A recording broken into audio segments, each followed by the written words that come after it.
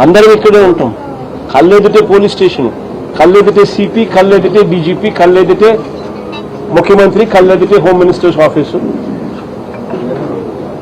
Sri Lanka police station వచ్చే పరిధి కూడా డైరెక్ట్గా సిపి పరిధి.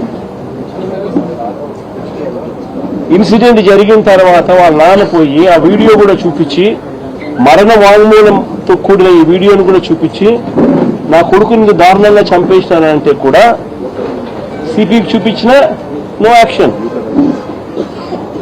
ఎందుకు ప్రొటెక్ట్ చేస్తా ఉన్నారు అంటే క్లియర్ కట్ గా రాజధానిలో ఒక రాకెట్ నడుపుతా ఉన్నారు.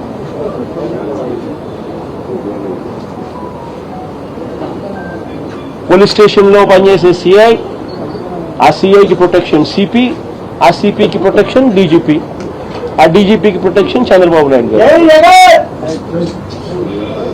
ఇదే మాదిరిగా ప్రొటెక్షన్ ఒకరికొకరు ఇచ్చుకుంటా పోలీస్ స్టేషన్లలో ఉండాల్సిన వీడియో కెమెరాలు, వీడియో ఫుటేజ్, పోలీస్ స్టేషన్లలో మ్యాండేటరీగా ఉండాల్సిన వీడియో ఫుటేజ్ డిలీట్ అయిపోయింది.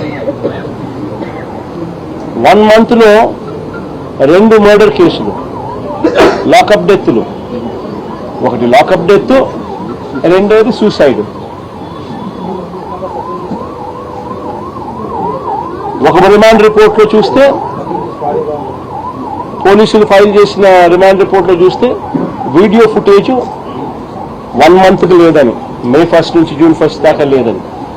రెండో రిమాండ్ రిపోర్ట్ మళ్ళీ చూస్తే 18 months నుంచి వీడియో ఫుటేజ్ లేదని. మరి వీడియో ఫుటేజ్ డిలీట్ చేస్తే వీళ్ళు ఎవరంటే వాళ్ళు ఎప్పుడు కావాలంటే ఇప్పుడు డిలీట్ చేయొచ్చా? ఒకవేళ డిలీట్ చేసే కార్యక్రమమే చేయగలిగితే దానికి బ్యాకప్ ఉండదా? వాళ్ళ బ్యాకప్, వాళ్ళ సెంట్రలైజ్డ్ ఆఫీసెస్లో బ్యాకప్ ఉండదా వీడియో ఫుటేజ్? సో ఒక పద్ధతి ప్రకారము స్టేషన్లలో ఇల్లీగల్ యాక్టివిటీస్ చేస్తూ ఉన్నారు, కొడతా ఉన్నారు, చంపుతా ఉన్నారు, వీడియో ఫుటేజ్ అనేది తీసేసినారు. కంప్లైంట్లు ఇస్తే కంప్లైంట్ చెత్తబుట్టలో పడేస్తూ ఉన్నారు. అంటే ఒక పద్ధతి ప్రకారం జరుగుతూ ఉన్నా కనీసం ఇంతవరకు కేసు రిజిస్టర్ చేయాల.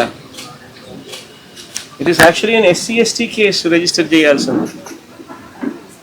మరణ వాంగ్మూలం తాను ఇచ్చింది, కేసు రిజిస్టర్ చేయాల.